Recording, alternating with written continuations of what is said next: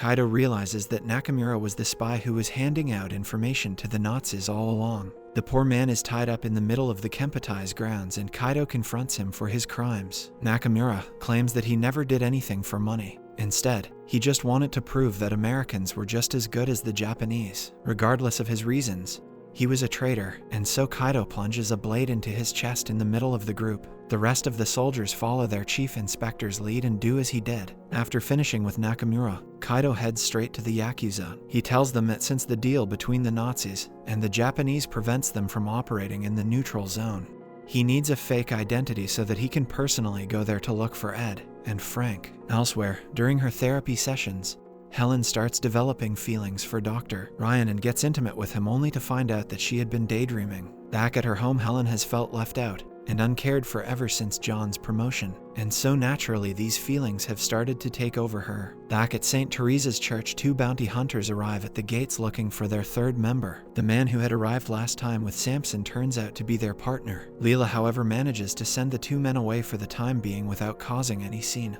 but she knows they are bound to return again. The Benson finally arrives back at his store and this time shows the final tape that he has to Liam as well as Juliana. The tape shows how in an alternate reality the German Reich actually failed to win against the Allies, and how the world is a much better place because of that. Liam watches the whole thing in awe, unable to accept that such a world could ever exist. Juliana, however, convinces him that everything shown in the tape actually happened, not in this world, but in a parallel one. Liam is unable to comprehend such a world where the Supreme Reich could have lost, and believe that the tape must be a fake rebellion propaganda. Juliana, however, manages to convince him otherwise. Later, when Juliana is alone with a Benson, she finally tells him about what she had seen in the document she retrieved from Joe. Juliana believes that the German Empire was building a machine that could help them travel from one reality to another on a large scale, and perhaps use this to capture all other realities, including their own. We are also shown that Juliana was in fact correct about all this, as John Smith is called to a German lab to show him the progress of the new machine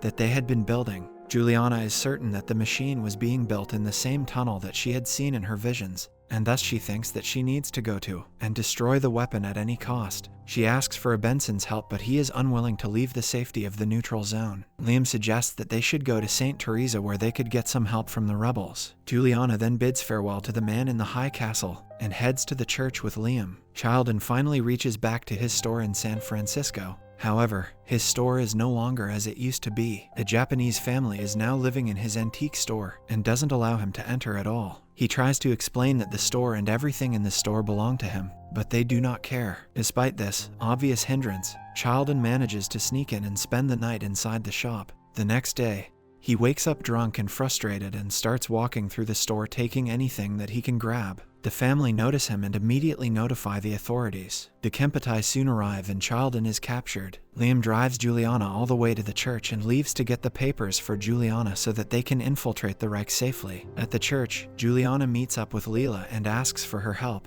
but Leela doesn't want anything to do with her plans. She thinks it's too risky and she won't risk any of her people on a fool's errand. Leela also grants her only one day of stay in the church, as the entire German Reich as well as the Kempetai and the Yakuza are looking for Juliana. As the two converse, Juliana suddenly notices Frank. She cannot believe her eyes and slowly goes up to meet him. Frank is jubilant to meet his old friend. Ed, who has stayed back at the church, also arrives, and the three friends finally reunite after such a long time. After catching up, the group decides to show the tape to Leela so that she can help Juliana to convince the others to join her cause. Leela, however, watches the tape but doesn't believe anything seen in the script. She feels like it's a dream or a temptation that can never be realized. Despite Frank insisting that it was real, Leela doesn't believe in a word they speak. Childen wakes up beaten up in a prison cell of the Kempetai. Kaido approaches the man and starts questioning him why he was here of all places back from the neutral zone. He also asks him the location of Ed. A clearly dazed and confused Childen proceeds to explain the exact location of Ed and his lover Jack. Before leaving for the neutral zone after getting the location that he wanted, Kaido meets Tagomi for the final time. Tagomi requests Kaido that if he manages to find Juliana, he should let her go, as she was the only one who could stop the Nazis from getting what they wanted. Kaido agrees, but in return asks for the whole truth about Trudy and whatever nonsense that was going on around them. Tagomi agrees and proceeds to reveal everything about travelers and alternate realities to Kaido, who listens with great care. John is troubled by all the things happening around him. He even has a weird dream where he is finishing in a pool full of dead bodies. He calms himself down and proceeds to head to the meeting. The German Reich is planning on a large-scale propaganda mission called the Year Zero, or Jahr Null, eradicating the entire history of the Americans to start a new world. For their first project, they decide to melt down the entire Liberty Bell and create a large swastika instead. Himmler is pleased with the meeting after hearing the progress of the propaganda mission. Back at the church, Juliana shows the entire group of people living there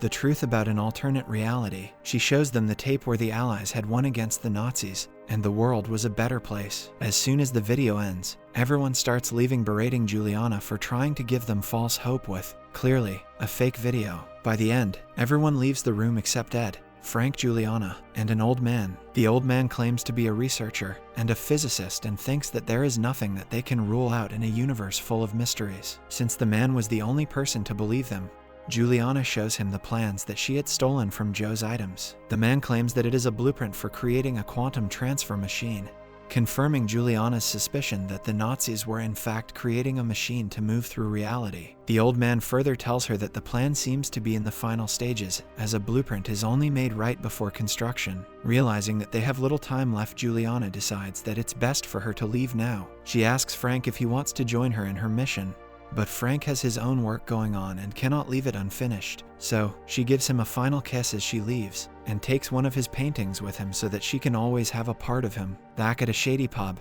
Liam picks up the papers for Juliana that he had ordered to be forged. After getting the papers and cross-checking them thoroughly, Liam proceeds to take the man outside and shoot him dead just so that he wouldn't sell them out to the highest bidder afterward. He then heads back to the church to pick up Juliana. Back in New York, Helen is at her therapy session with Dr. Ryan. Despite the doctor's efforts, he cannot stop Helen from straying away from the topic of Thomas. Helen goes on a rant about the Reich's laws about euthanizing weak people. She argues that her son could be of use to the Reich and other things, but Ryan argues that it's in order to help maintain the genetic purity of the Reich. He tries to calm her down and Helen eventually lets go of her agitations. When the session is finally over, Helen, confused, goes ahead and gives the doctor a rousing kiss. Ryan is clearly uncomfortable and tells her to leave. Childen is immediately released from his sentence and is also handed back his shop. The people who have come to the shop to notify him of this arrangement thank him for the great service that he has done for the Japanese Empire. Childen immediately realizes what he had done and goes to call Jack so that he can warn Ed of what is coming his way. However, midway through the call,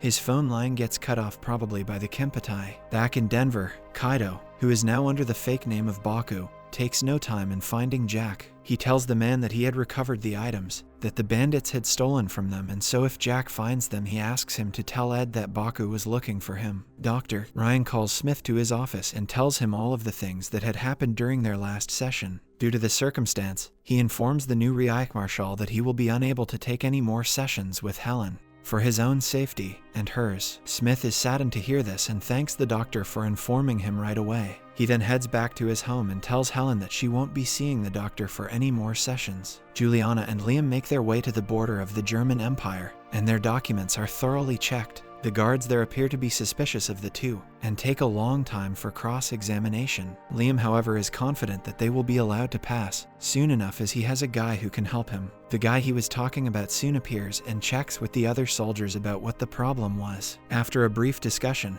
he comes up to Liam and tells him that the papers that he had brought were actually expired. He had been swindled by the man who had given him the papers. Despite this, the man assures him that he would help them escape so that they can get better papers the next time around. As soon as the two begin to leave, one of the soldiers recognizes Juliana and tries to take her captive. A shootout soon occurs and all the soldier, including Liam's friend, gets killed. Juliana and Liam, on the other hand, manage to escape barely. Thanks for watching. Subscribe and hit that like button to help our channel grow. Turn on the notifications so you won't miss any of our new videos. Thanks for watching.